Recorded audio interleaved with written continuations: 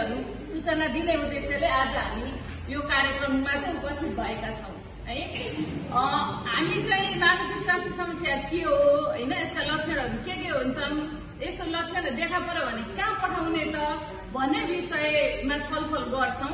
त्योभन्दा सुरुमा चाहिँ अगाडि सुरुवात गर्दा चाहिँ मन भनेको के हो बाट सुरुवात गरेँ मैले है। तपाईहरु आफूले बुझ्नु भएको अनुसार चाहिँ मन के होला, कस्तो हुन्छ, कहाँ हुन्छ मन, एकचोटि छलफल गरौँ न। दोहोरोमै कुराकानी भयो भने तपाईहरुको बुझाइ पनि अनुभव पनि हुन्छ हैन। अब तालिम लिएर काम गर्नु भएकोसँग एउटा अनुभव छ, नलिनु भएकोले पनि काम त गरिराख्नु भएको छ नि त, व्यक्तिहरु देखिराख्नु भएको छ घरमा, परिवारमा, समाजमा हैन। मानसिक स्वास्थ्य समस्या भएको व्यक्तिहरु देखिराख्नु भएको छ। यो विषयमा त हामी पछाडि फेरि छलफल नै गर्छौं। यो विषयवस्तुलाई सुरुवात गर्ने पहिलो चरणमा चाहिँ मन के होला, हामी भित्रै धारणा फिलिङ्स हो बेटा। हजुर, धारणा फिलिङ्स हो हैन।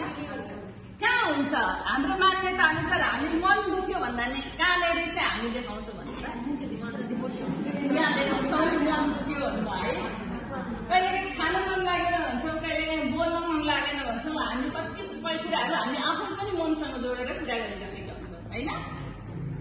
अहिले आज मलाई बोल्नै मन लागेको छैन, कुरा गर्न मनै लागेको छैन, जागरै चलेको छैन, मन मरेर आयो भन्छ। मन मर्छ कि मर्दैन?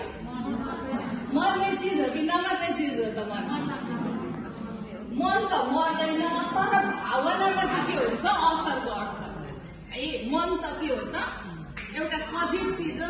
कहिलेकाहीँ हाम्रो भनाइ अनुसार कस्तो छ भने शरीर मरेर गए पनि आत्मा मर्दैन, चाहे आत्मा चाहिँ मनसँग जोडिएको हो कि हैन।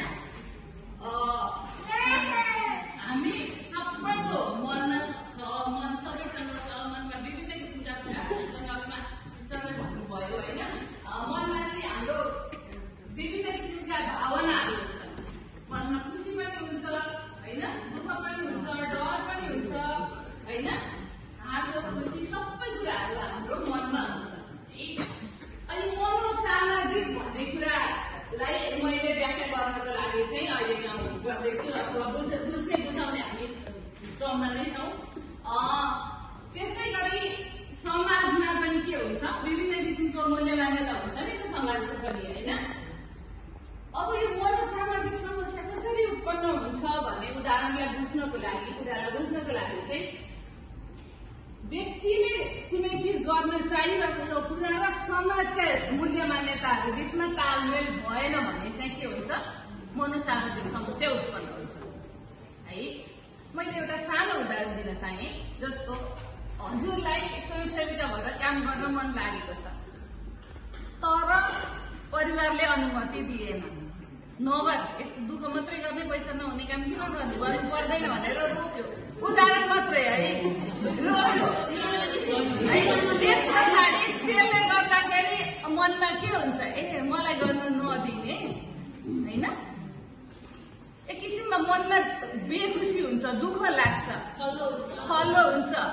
अनि परिवारसँग मजाले घुलमिल भएर कुराकानी गर्न मन लाग्दैन, मलाई बन्धनमा राख्ने हैन, यस्तो गर्ने भन्ने एक किसिमको फिलिङ हुन्छ हामीलाई।